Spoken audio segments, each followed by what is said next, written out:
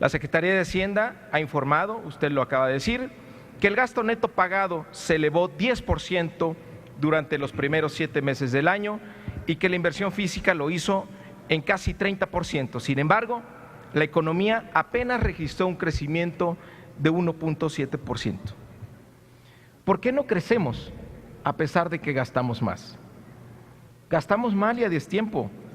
Habría que ver el bajísimo valor agregado que registra el INEGI del gasto público en los distintos sectores de la economía, en el sector de la construcción, en manufacturas y en las empresas públicas energéticas es negativo o cercano a cero y apenas supera el 1% en salud y educación. La gran reforma estructural pendiente, secretario, es la reforma del gasto público. En los últimos 10 años, el gasto corriente ha crecido en promedio por encima de la economía. Hemos tenido un comportamiento propio de un gobierno voraz que cada vez le quita más recursos al sector productivo para destinarlo a un gasto claramente improductivo. Otro ejemplo de gasto sin control es lo que están proponiendo para el 2015. Se plantea una nueva manera de darle la vuelta a las reglas de balance estructural establecidas en la Ley Federal de Presupuesto y Responsabilidad Hacendaria. En el artículo 4 transitorio de la Ley de Ingresos se excluye del gasto corriente estructural los gastos relativos a la implementación de la reforma energética.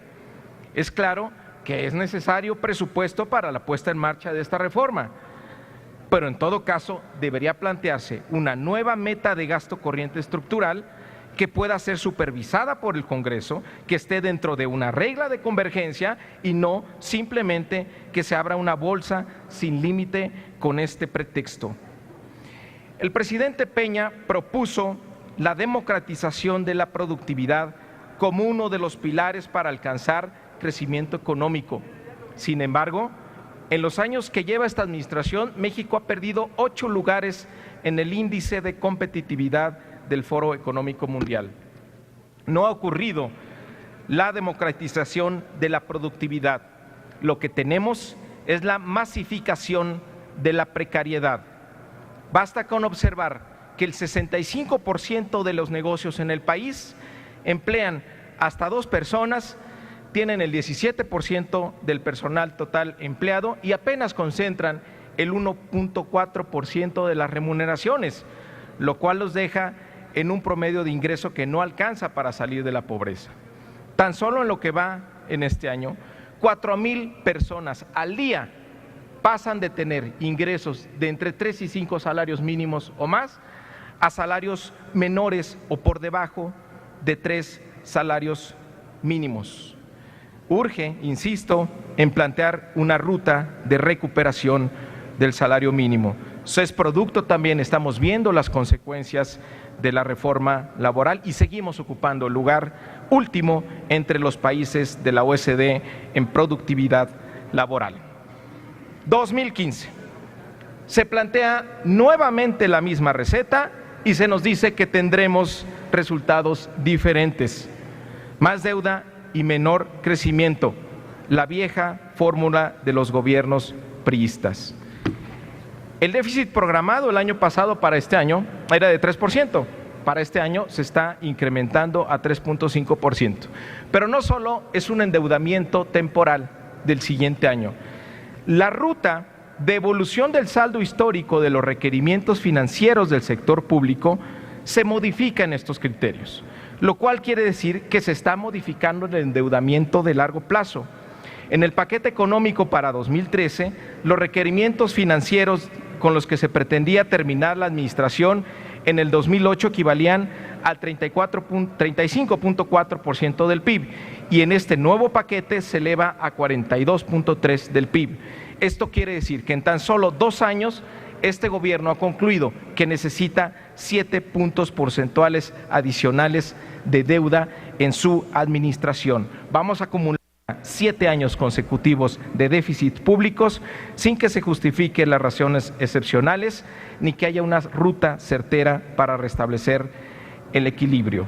Lo que preocupa es que en realidad va a haber mayor déficit Y no es para impulsar ahora la economía, sino para compensar la caída de ingresos petroleros debido a una menor plataforma. La Cámara Mexicana de la Industria de la Construcción señala que para este 2015 hay una caída del 5% en el gasto de capital y de 6.4% si consideramos la inversión financiada. Usted menciona que habrá más gasto en inversión, pero la proporción del gasto total en gasto de capital disminuye de 24.2 a 23.11. Resulta preocupante, y aquí es algo que quisiera que nos compartiera esa reflexión, secretario, lo que está pasando en algunos sectores de la economía. En el último año hay una clara transición de los capitales extranjeros hacia posiciones de mayor liquidez. El 60% de los valores gubernamentales de corto plazo está en manos extranjeras. El incremento en demanda de CETES por parte de extranjeros se ha incrementado en 50%. Todo esto pone a la economía mexicana en un contexto de alta vulnerabilidad, caracterizado por un mayor déficit, más deuda, poco crecimiento económico y un aumento de capitales especulativos en un contexto internacional en donde ya sabemos que nuestro socio comercial más importante, los Estados Unidos, van a cambiar su política de estímulos. Quisiera terminar, me tomo un minuto, presidente. La reforma energética. La reforma energética usted la convirtió en una extensión de la reforma fiscal. En esta reforma el petróleo solo tiene como fin posible alimentar la caja del gobierno. La reforma energética era la última oportunidad que teníamos para cambiar muchas de las condiciones estructurales en nuestro país que ha impedido el crecimiento. Pero se impuso la visión cortoplacista en el manejo más importante, en el manejo del activo más importante de la nación. Monetizar lo más pronto posible y la mayor cantidad posible de petróleo en lugar de invertir con un criterio de largo plazo. Usted sabe que para aumentar la riqueza de la nación, los activos, máxime si son no renovables, deben utilizarse para producir nuevos activos. Si ello no se garantiza, si nos dedicamos a despilfarrar esos recursos, en el mediano plazo seremos más pobres. El problema del Fondo Mexicano del Petróleo es que es un barril sin fondo. Además de representar una tesorería alterna y garantía de pago a los contratistas, es el vehículo para mantener la petrolización de las finanzas públicas, ya que la única manera que se destinen recursos adicionales a los que van a financiar el gasto con el equivalente al 0.7% del PIB es que los ingresos petroleros crezcan por encima del crecimiento de la economía. Y según los criterios generales de política económica 2015, esto no va a ocurrir. Aquí dice que para el 2019 el 4.7% del PIB de los ingresos petroleros van a destinarse al gasto público. Termino con esto. Esto quiere decir que no tendremos mayores ingresos más que para los rubros tradicionales del gasto público. Nunca llegarán a los otros rubros que establece el fondo, como la infraestructura, la investigación, la ciencia y tecnología o becas, destino que sí podría cambiar nuestros factores estructurales. Stiglitz asegura que las privatizaciones apresuradas, sin construir previamente instituciones fuertes y donde además hay una urgente necesidad de recursos por el gobierno, es la peor combinación posible y se corre el riesgo de malbaratar.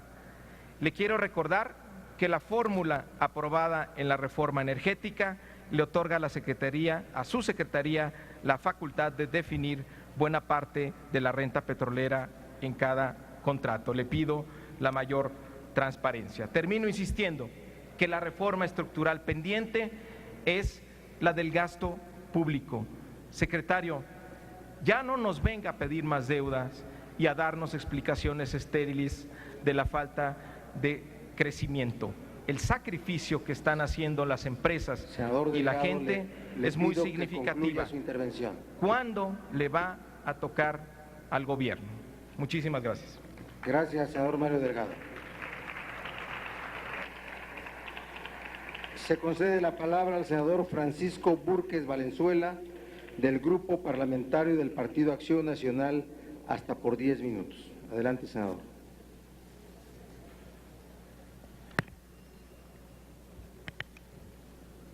Con su permiso, señor presidente, bienvenido, señor secretario de Hacienda y Crédito Público.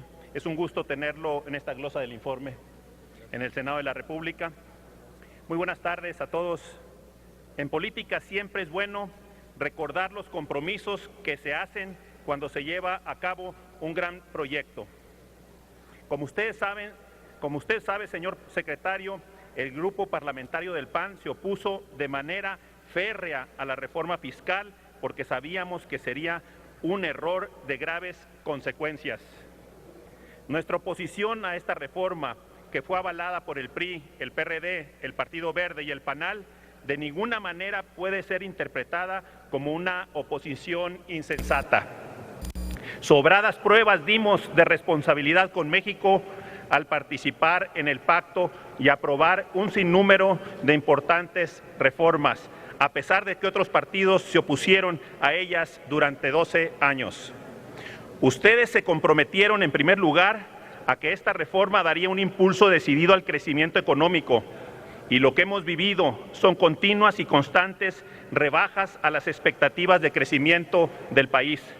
Para el próximo año se había comprometido a un crecimiento cercano al 5%, y ya sin sorpresa vemos en el paquete económico del 2015 una estimación de tan solo 3.7%, lo que significa simplemente que si hacemos un ajuste por el incumplimiento previo a las expectativas de crecimiento que hemos vivido en estos 2 años pasados, no sería nada extraño alcanzar un avance de solo 3% de crecimiento para el próximo año. Ustedes se comprometieron a hacer lo que llaman una reforma fiscal justa, para que paguen más los que más tienen, sin tomar en cuenta que al subir la tasa de impuestos al 35%, uno de los niveles más altos del mundo, ha provocado un desplome de la inversión y por lo tanto de las oportunidades de empleo. Ustedes se comprometieron a una reforma que generaría mayor competitividad, y lo que ha provocado es que México sufra una caída de 23 lugares en competitividad fiscal, una caída de 23 lugares en competitividad fiscal. Permítame, senador, un momento. Les pido a las y los senadores, a los coordinadores, que nos ayuden a que se restablezca la atención en las intervenciones. Ha transcurrido con participaciones muy interesantes, con la atención de todos ustedes, y es mi deber que prevalezca este ambiente. Continúe, señor senador. Gracias, presidente. A raíz de la reforma fiscal, México ha sufrido una caída de 23 lugares en competitividad fiscal, ocupando hoy el lugar 110 entre 144 países analizados por el prestigiado índice WEF de competitividad mundial. Debemos de recordar que la competitividad es la capacidad que tiene un país para retener, atraer inversiones, y son estas las que generan el empleo. Por ello, no es de extrañar que en los últimos 2 años, de 1.100.000 jóvenes que se suman a la fuerza laboral, solo la mitad puedan encontrar empleo. Ustedes se comprometieron a una reforma que fortaleciera las finanzas del Estado mexicano, y lo que observamos en el periodo 2013-2014 es un incremento en los ingresos del gobierno de 18%. Sí, a costa del ingreso laboral de las familias, que ha disminuido en términos reales en 4.5% en el mismo periodo. Por último, el presidente Enrique Peña Nieto se comprometió públicamente al inicio de su mandato al equilibrio presupuestal, ordenando déficit cero en las finanzas públicas, y lo que hoy tenemos es la tasa de crecimiento del endeudamiento más alta de las últimas décadas en nuestro país. Cada familia mexicana debe, sin haber sido consultada, 262,000 pesos por deuda directa del gobierno. Y sumando las deudas por pensiones de los sistemas públicos, el pasivo por cada familia mexicana alcanza los 600,000 pesos. Con estas cifras se está poniendo en riesgo la estabilidad financiera alcanzada en los últimos gobiernos panistas. La ciudadanía ha sentido un fuerte golpe con el modelo económico que ustedes han impuesto. La ciudadanía empieza a sentirse en la antesala de una de las grandes crisis recurrentes del PRI, de las cuales apenas nos estábamos recuperando. El grupo parlamentario del PAN sabe que no puede haber soluciones a todos los efectos negativos de la economía mientras no se cambie el modelo económico que tiene sumido a este país en este estancamiento. No nos resignamos a seguir después de décadas con crecimiento insuficiente. Los mexicanos tenemos para dar mucho más. Lo atestiguan la inmensa mayoría de las empresas globales, nacionales o extranjeras, que saben que sus plantas en México son las mejores en cuanto a su gente. Por eso sabemos que los mexicanos tenemos para dar mucho más. Lo saben también nuestros connacionales que buscan oportunidades que en su propio país no tienen y que por millones emigran a países del norte, obteniendo allá remuneraciones al menos 10 veces superiores que en nuestro propio país. Este país, aún con reformas, no va a crecer lo suficiente si no se bajan sustancialmente los impuestos. No es necesario inventar el hilo negro. La muestra nos las dan países en todos los continentes con los que se tendría que comparar México, que son los países en vías de desarrollo exitosos. Todos ellos tienen impuestos sobre la renta menores de 20% y en tan solo 30 años han superado y duplicado su ingreso per cápita. Ejemplos hay, y muy buenos.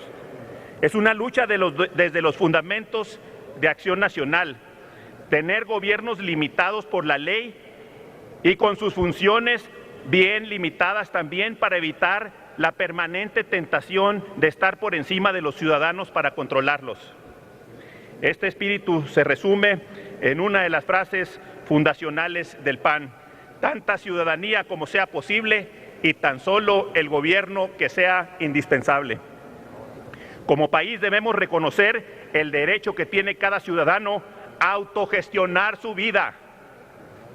Y esta autogestión significa darle al ciudadano el recurso y la libertad para que decida qué hacer con su salud, con su educación, con su vivienda, cómo gestionar su ahorro para el retiro, entre otros. El gobierno y los políticos no son los que deben gestionar lo que el ciudadano puede hacer por sí mismo, porque cuando el gobierno se mete a hacerlo, nos convierte en rehenes de sus propios intereses electorales y económicos. Reconocer que cada persona tiene derecho a la autogestión significa que haya menos dinero en manos de los políticos para que haya menos corrupción y despilfarro. La gente sabrá mejor cómo disponer de su propio dinero. La falla del modelo que nos impusieron es pensar que a México lo va a mover el gobierno, los políticos y sus burocracias. Perdón, pero los únicos que pueden mover a México son los mismos ciudadanos, cuando puedan disponer de su propio dinero, generando la verdadera economía, la economía de las familias y no la del gasto público. A México también lo van a mover los emprendedores, quienes al buscar el beneficio de sus propias inversiones generan la economía del empleo, porque empleo y buenos ingresos es lo que necesita la gente. A los ciudadanos, especialmente a los más pobres, no les conviene darle sus recursos en impuestos al gobierno, aunque les prometan programas sociales diseñados solo para capturar electores. Tampoco les conviene que se lo quiten a quienes pueden darle empleos y oportunidades. Solo como una dramática muestra de esta realidad, menciono los datos que publicó Sergio Sarmiento en su columna de esta semana. El presupuesto 2015 equivale a 200,000 pesos anuales por cada familia. En los últimos 20 años el gasto social se ha multiplicado 20 veces y las familias en pobreza se han mantenido en el mismo doloroso nivel de 52%. Financiar programas electoreros vestidos de sociales con más pasivos es un error costoso. Por lo tanto, lo que se debe hacer es un presupuesto equilibrado con cero déficit, para lo cual ahora sí el gobierno tiene que apretarse el cinturón y reducir su gasto público, donde hay mucha tela por cortar. Si no creen, señor secretario, que urge cambiar de modelo y prefieren seguir en el pasado, entonces dígame, ¿por qué no podemos crecer? ¿Por qué no somos competitivos? ¿Por qué mientras más gasta el gobierno hay más pobres en nuestro país? No es una respuesta difícil. No hemos crecido porque ustedes siguen creyendo que la economía la debe de manejar el gobierno y no los ciudadanos. Tan simple como eso. Señor secretario, el país ya no aguanta un año más de presupuesto inercial, de más déficit, de más deuda, de bajo crecimiento, de falta de empleo y competitividad. Usted es economista, usted lo sabe. La deuda de hoy son los impuestos del mañana. Si hoy con una tasa tributaria del 35% no puede sostener su presupuesto, ¿por qué sí podrán sostenerlo las generaciones futuras a quienes ustedes hoy están endeudando y sin preguntarles si quieren esa deuda o no? Es la generación de nuestros hijos. México ya no puede tener presupuestos anuales que le exijan a las familias que se sigan sacrificando, mientras el gobierno no hace ni un solo sacrificio para recortar el gasto corriente. Hago un llamado a todos los partidos de oposición y del PRI mismo para que nos unamos en una contrarreforma fiscal. Sí, una contrarreforma fiscal. Si ya logramos ponernos de acuerdo y transformar muchas inercias del país con las reformas estructurales que impulsamos desde el legislativo, también podemos ser capaces de corregir el rumbo de la mala economía que hoy sufren las familias mexicanas. Todavía es tiempo de enderezar el rumbo. Unámonos por México y tengamos la esperanza de que el gobierno federal escuche, dejándose aconsejar y viendo la realidad. Vayamos por una visión económica que no sea una losa aplastante para los mexicanos que solo quieren trabajar y que no les arrebaten el fruto de su trabajo. Los ciudadanos no esperan un gobierno que los mueva. Los ciudadanos esperan un gobierno que les permita moverse por sí mismos, producir, trabajar y llevar sustento a sus familias. Solo los ciudadanos pueden mover a México. Gracias, senador. Tiene el uso de la tribuna el senador José Francisco Yunes Zorrilla, del Grupo Parlamentario del Partido Revolucionario Institucional, hasta por 10 minutos. Y vuelvo a exhortar a las y los senadores a que pongamos atención a las y los oradores, para que si tienen un asunto particular con asesores, con invitados, puedan salir de la sesión, de este lugar, de este recinto, y lo atiendan. Y pedir también a los asesores, asistentes, visitantes que se encuentran en la parte de atrás, que todas sus conversaciones las desahoguen fuera del recinto. Vamos a poner atención a las oradoras y a los oradores. Se lo ruego, por favor, atiendan, si no voy a verme en la necesidad de pedirle específicamente al senador correspondiente que cumpla con esta disposición. Gracias. Por lo que toca a su servidor, señor presidente, le agradezco la llamada al orden y le agradezco la oportunidad de hacer uso de esta tribuna en este ejercicio republicano. Como siempre, saludo con mucho aprecio y con mucho respeto a las señoras senadoras y a las señoras senadores de esta legislatura y destaco, como siempre, la presencia del señor secretario de Hacienda y Crédito Público en este ejercicio republicano de vinculación entre los poderes. El Grupo Parlamentario del Partido Revolucionario Institucional le da la bienvenida y el Grupo Parlamentario del Partido Revolucionario Institucional reconoce la disposición y la seriedad con la que asume este encuentro. Yo quiero que las primeras palabras destaquen una constante del Gobierno de la República. que es la de escuchar y la de atender todas y cada una de las recomendaciones que de manera puntual y argumentada esta soberanía ha presentado. Así se construyeron el sinfín de acuerdos que lograron reformas y votaciones en temas impensables en esta legislatura. Por eso, a los señores senadores que antecedieron en el uso de la voz, reiteramos de parte del grupo parlamentario del PRI esta disposición que se ha visto siempre honrada en la atención del Gobierno de la República, siempre y cuando los motivos sean servir a este país. Quienes integramos el grupo legislativo del PRI en el Senado de la República, acudimos a este ejercicio legislativo con la satisfacción del deber cumplido. Somos militantes de la fuerza política que explica el México contemporáneo, esa fuerza que supo heredar instituciones mientras gobernó, esa fuerza que consolidó con acciones públicas las reivindicaciones sociales en este país, esa fuerza política que en los hechos siempre ha mantenido su relación indestructible con los movimientos sociales de México.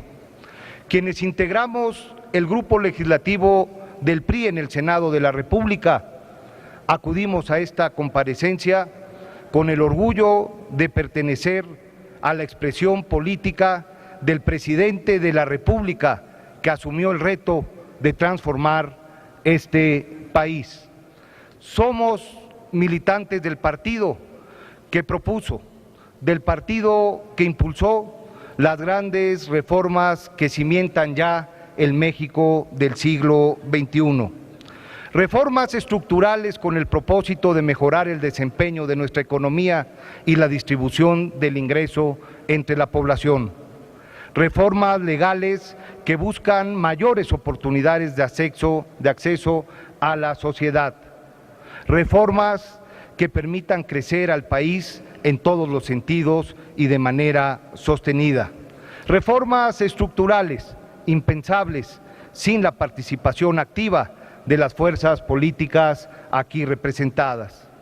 Por eso, después de escuchar las participaciones que me antecedieron, no aceptamos el argumento que pretende explicar el insuficiente crecimiento económico que todos reconocemos y que a nadie satisface en las decisiones de política fiscal del Gobierno de la República. Y es que durante las últimas 3 décadas, México no ha logrado crecer económicamente a una tasa promedio superior del 2.5% del PIB. Esta ha sido una triste realidad en materia de crecimiento económico para todos sin excepción y de la que nadie puede sustraerse, más allá de la reforma fiscal en comento. Y es que durante las últimas 2 décadas, todas las voces, todos los ámbitos han reconocido la necesidad de procurar reformas económicas para animar el ritmo de nuestro lento crecimiento económico. Ahora ya que se lograron, habrá que instrumentarlas y concederles el tiempo de maduración necesario para obtener los resultados ansiosamente esperados.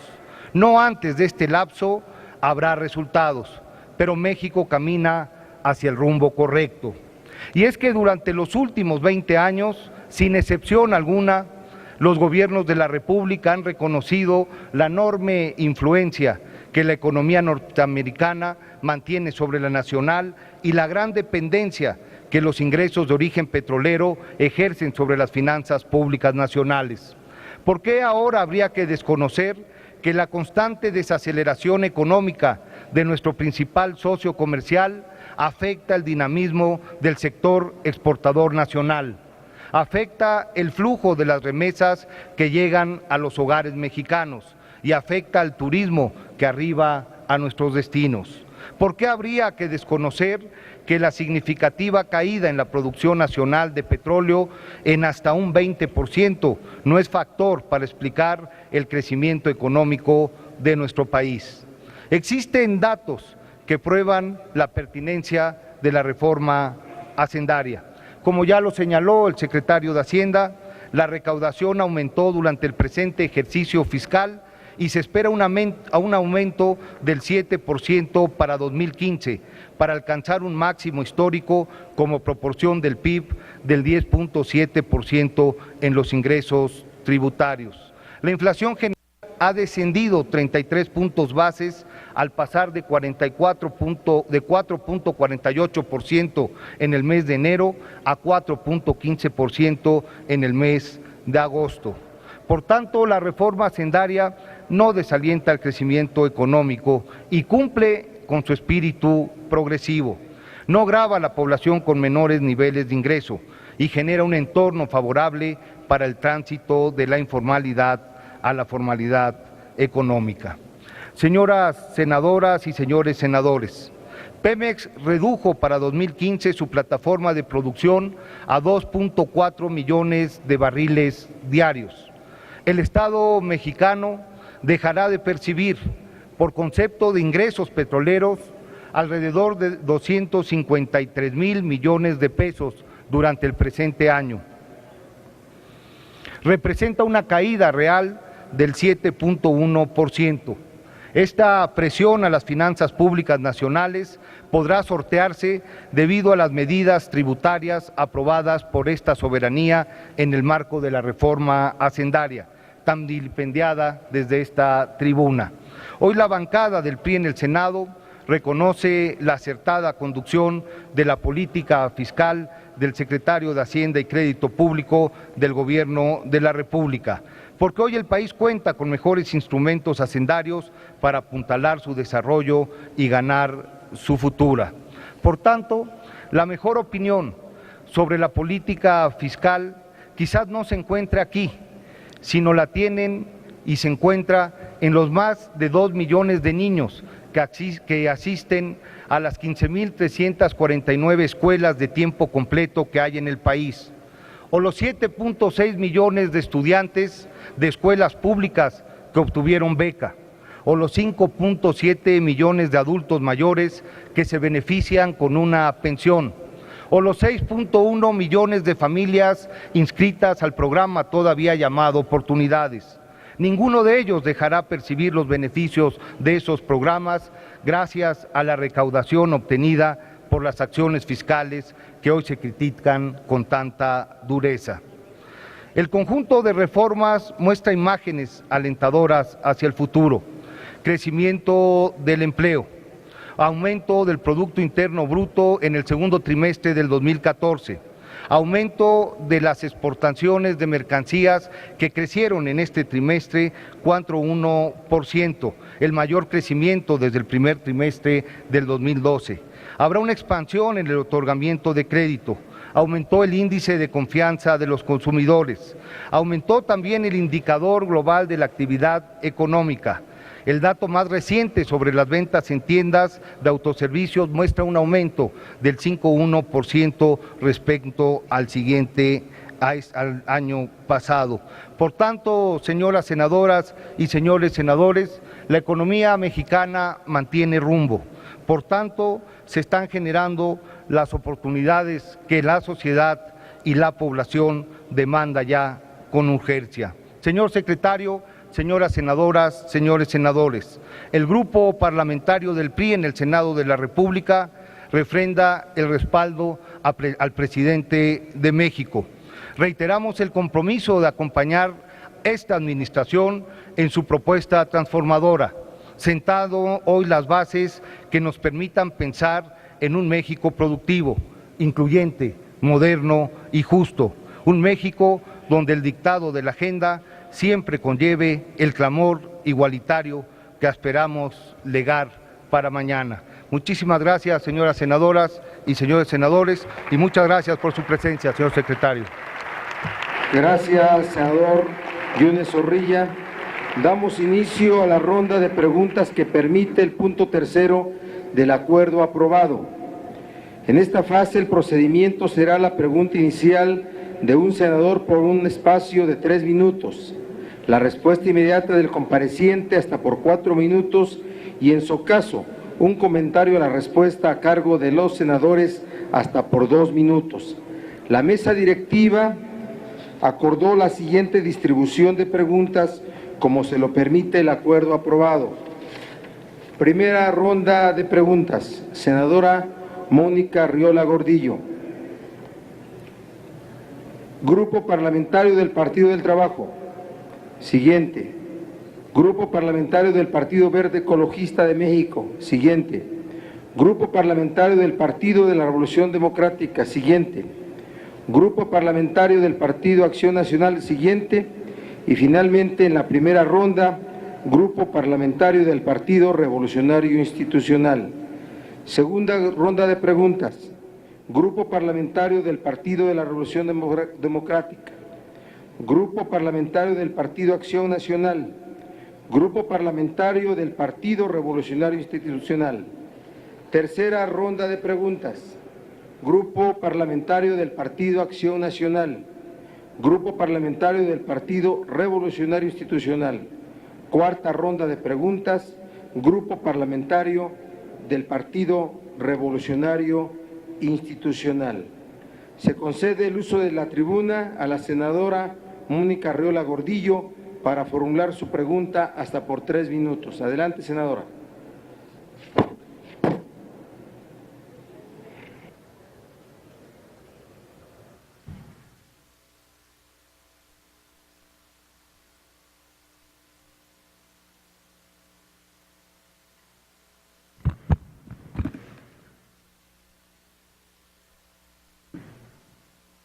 Con la venia de la presidencia, compañeras y compañeros, senadoras y senadores. Doctor Luis Videgaray Caso, secretario de Hacienda y Crédito Público, sea usted bienvenido al Senado de la República.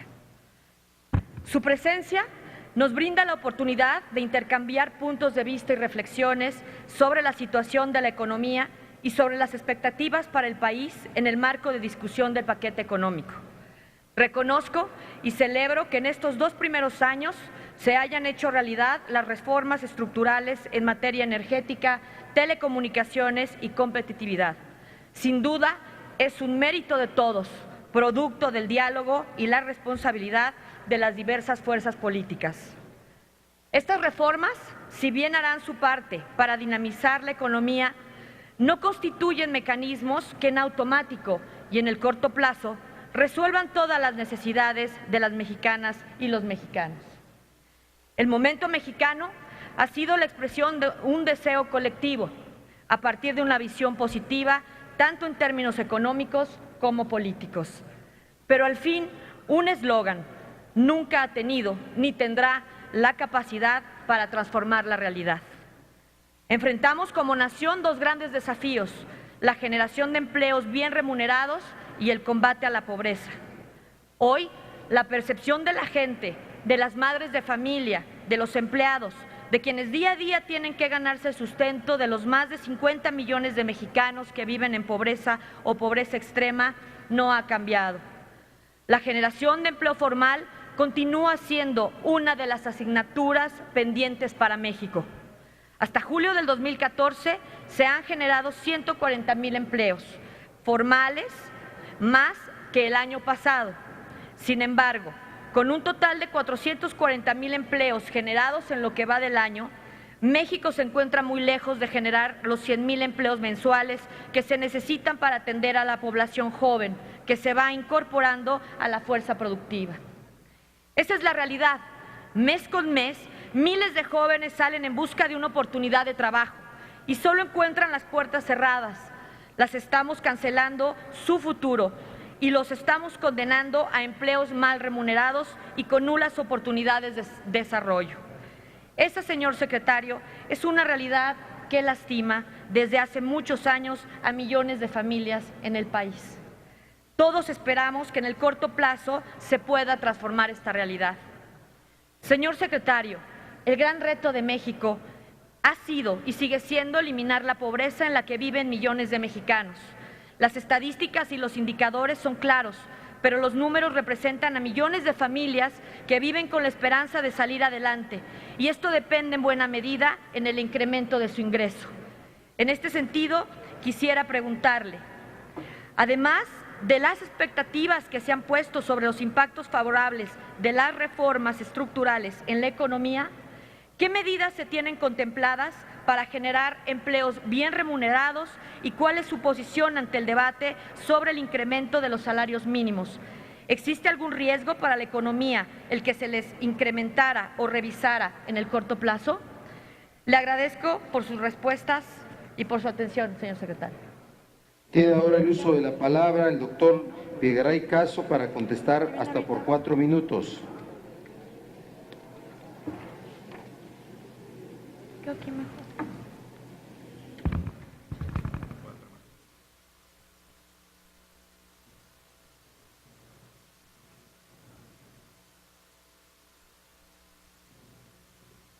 Gracias, senadora Arriola. Me da mucho gusto saludarla, con el permiso, señor presidente.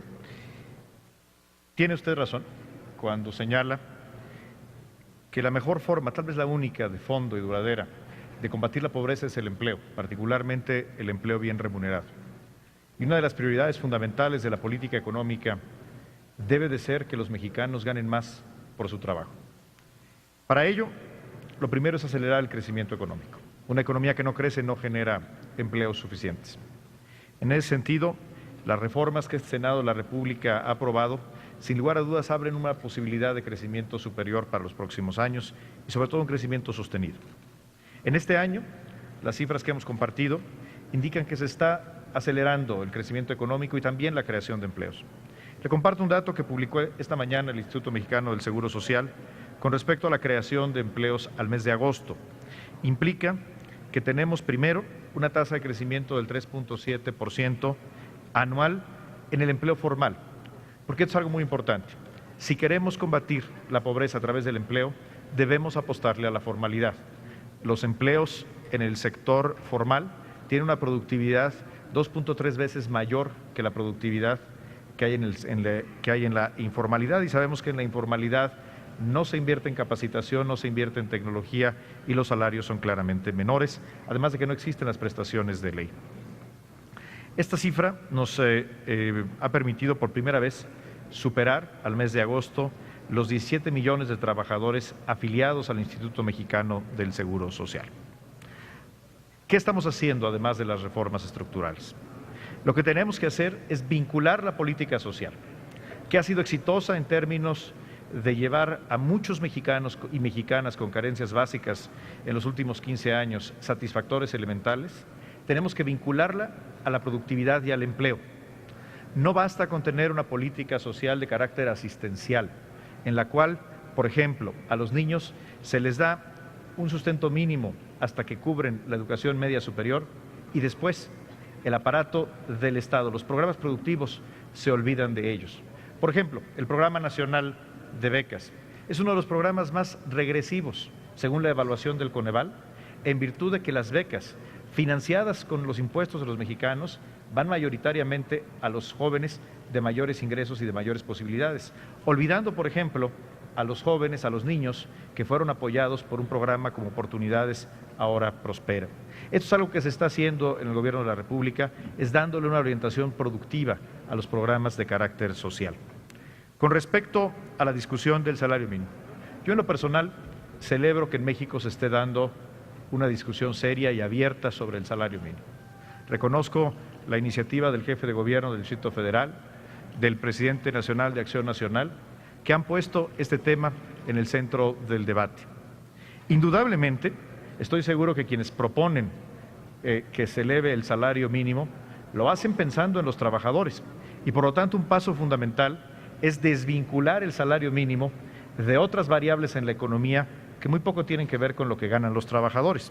Si no hacemos primero esta desvinculación, tendríamos efectos al elevar el salario mínimo, por ejemplo, en que se elevaría el financiamiento público a los partidos políticos. Estoy seguro que esa no es la intención de quien propone esta medida. O algunos efectos más importantes, negativos, serían, por ejemplo, que el monto, el adeudo de los créditos de vivienda también se incrementaría para los mismos trabajadores a quienes se busca beneficiar. Entonces, creo que un primer paso, como lo ha dicho el secretario del Trabajo y Previsión Social, Alfonso Navarrete, el Ejecutivo Federal está trabajando en una iniciativa que permita desvincular al salario mínimo de otras variables en la economía. Sé que los grupos parlamentarios, tanto en el Senado de la República como en la Cámara de Diputados habrán de abordar el tema, y creo que esta es una condición necesaria para que tengamos un debate que tenemos que tener, un debate serio, que analice las distintas implicaciones de algo que como mexicanos estamos obligados a analizar con seriedad, que es el salario mínimo. Muchas gracias, senadora. En uso de su derecho para hacer comentario, se concede la palabra a la senadora Mónica Arreola Gordillo, que ha permanecido en la tribuna hasta por 2 minutos. Gracias, presidente. Señor secretario, sin duda, muchas de las decisiones han sido las correctas y el manejo de la economía ha sido con responsabilidad. El futuro para México debe ser de mejores oportunidades para todos. Tengo plena confianza de que así será en el Senado de la República. Existe la voluntad de impulsar las reformas que le aporten al Ejecutivo las herramientas necesarias para impulsar el desarrollo. En los próximos meses se discutirá en la Cámara de Diputados el presupuesto de egresos de la Federación para el 2015, lo que todos esperaríamos en que se privilegie la inversión en infraestructura, educación y ciencia y tecnología, además de promover las medidas necesarias que estimule a las empresas a invertir y generar los empleos que tanto necesitan nuestros jóvenes. En este contexto, señor secretario, quiero aprovechar la oportunidad para dejar una reflexión en la mesa. Como usted sabe, en estos días se discute en el Senado de la República la iniciativa turnada con carácter de preferente que contiene la Ley General de Protección de Niñas y Niños y Adolescentes. En este debate, uno de los asuntos que mayores inquietudes ha generado es que en los términos que se presenta no se contemple impacto presupuestal. Es coincidencia de muchos senadores y senadoras, así como de diversos especialistas, que se requiere contemplar una partida presupuestal para su implementación. Si bien el presupuesto ya está en el Congreso y compete a esta instancia su modificación o la resignación de los recursos, quisiera preguntarle, señor secretario, si la Secretaría de Hacienda ha considerado alguna propuesta para asignar los recursos necesarios para hacer de esta Ley General de Derechos de Niños y Niñas y Adolescentes un instrumento útil y eficaz en beneficio de este importante sector de nuestra población. Es cuanto, señor presidente. Muchas gracias, señor secretario.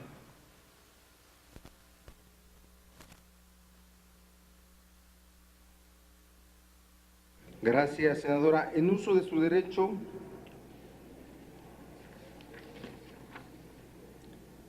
se concede la palabra al senador Marco Antonio Velázquez Salinas, del Grupo Parlamentario del Partido del Trabajo, para formular su pregunta hasta por 3 minutos.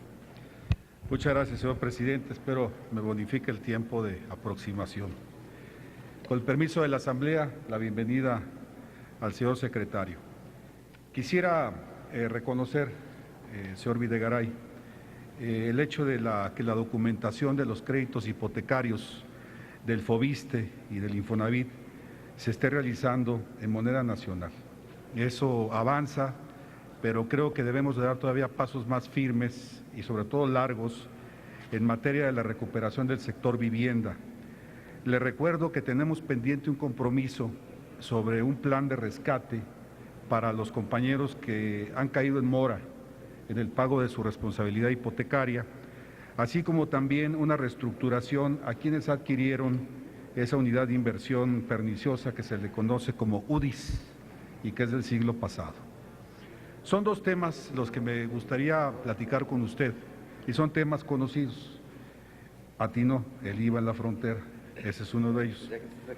Déjeme comentarle que, de acuerdo al debate académico que sostuvimos hace casi un año en la Secretaría de Hacienda, me quedó la impresión de que a usted también le quedó la impresión de que no era propiamente una medida conveniente. Sin embargo, por la manera como se estaba presentando la situación, se tuvo que sacar adelante. Sin embargo, ahora tenemos ya lectura empírica de un semestre y los números que tenemos, más allá de la percepción, sobre todo en Baja California, que es el estado más afectado, son situaciones comprometedoras y me gustaría compartir con usted sobre algunos datos. Primeros 2 trimestres, inflación media nacional 4.01, inflación, por ejemplo, en Tijuana 4.65. Hay una caída del 38.2% en la inversión extranjera directa en el primer semestre. Desempleo media nacional 5.47%, Baja California 6.14%.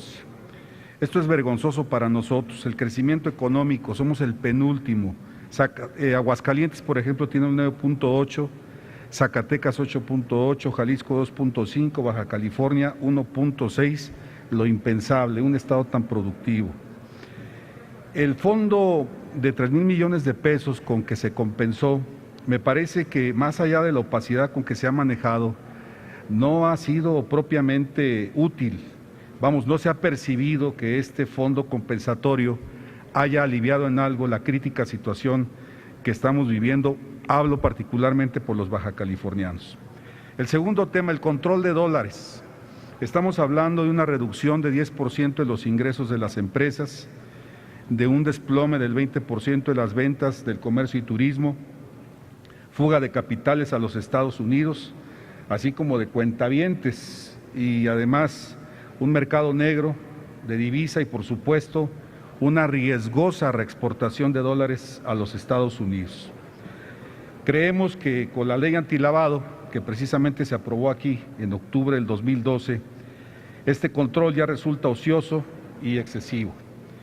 Entonces, para sentar los temas, señor secretario, serían 2 puntos. Lo primero, si ha considerado usted alguna adecuación al fondo compensatorio de 3,000 millones de pesos a la frontera, o si inclusive ha contemplado usted algún tipo de rectificación en materia de la homologación del IVA en la frontera, porque como le repito, ya analizado empíricamente durante el primer semestre, son situaciones sumamente críticas para los bajacalifornianos. Y segundo, tenemos el compromiso del presidente de la República sobre la erradicación del control de dólares.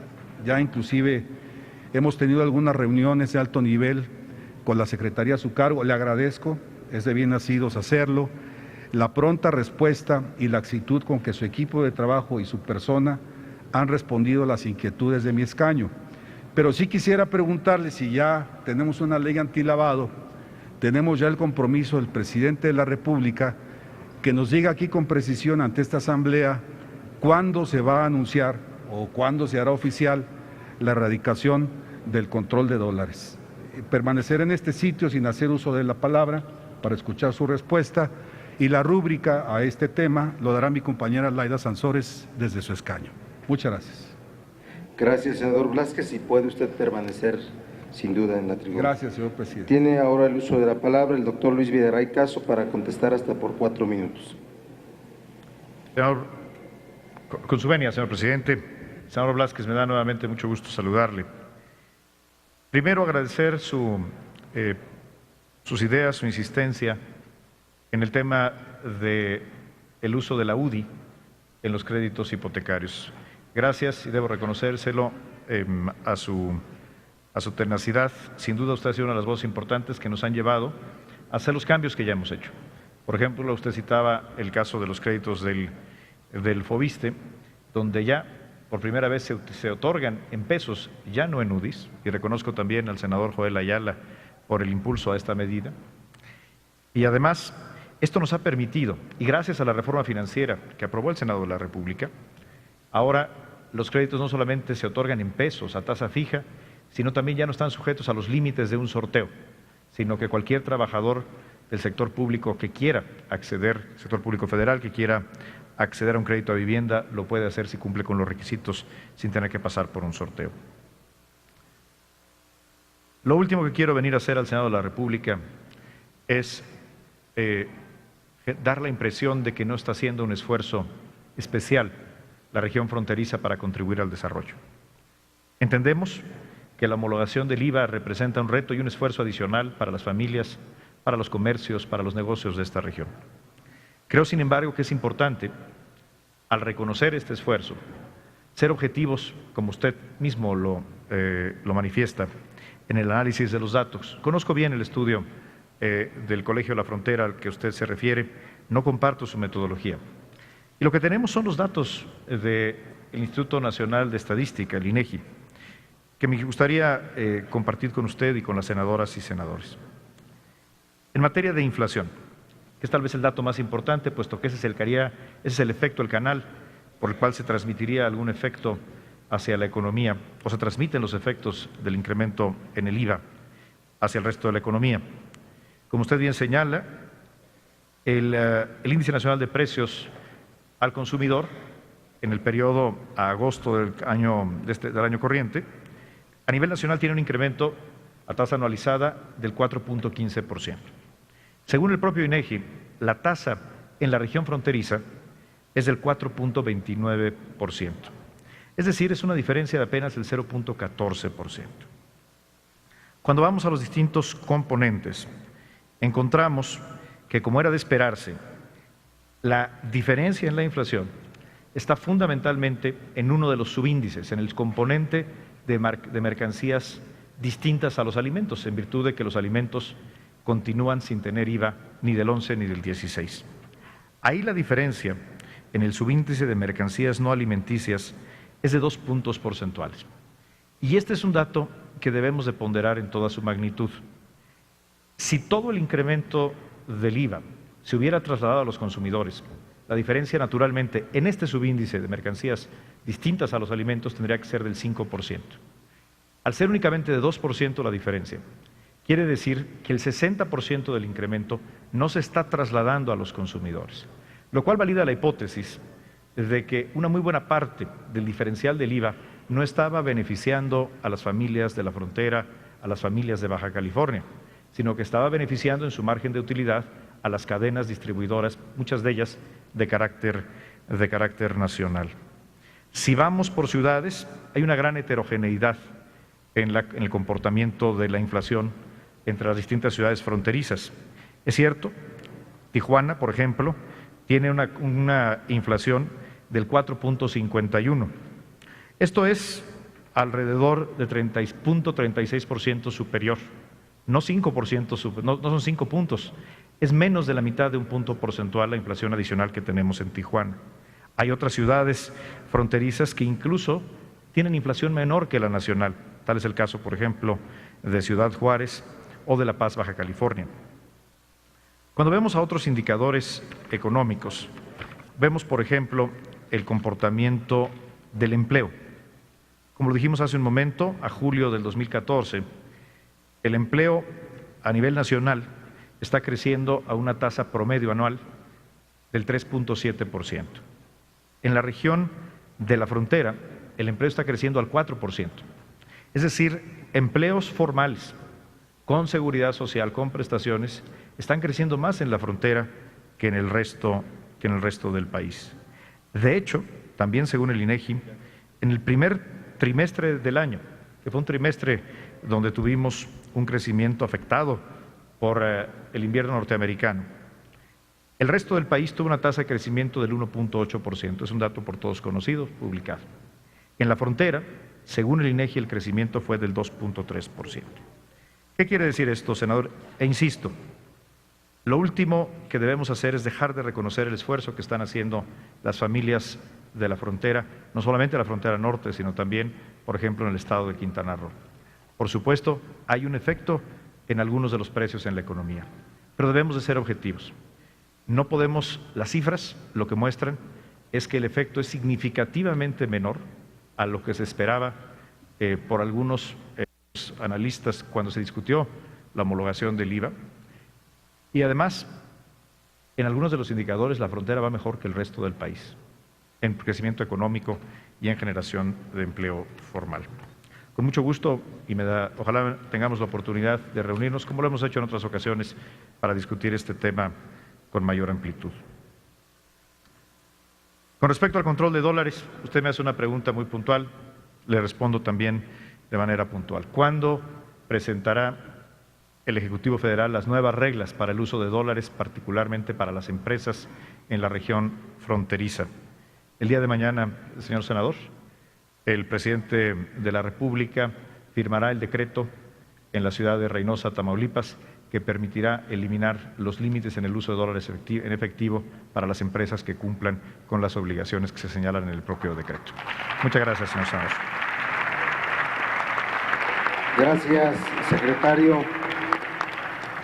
en uso del derecho del grupo parlamentario del Partido del Trabajo para hacer comentario, se concede la palabra a la senadora Laida Sansores San Román, hasta por 2 minutos.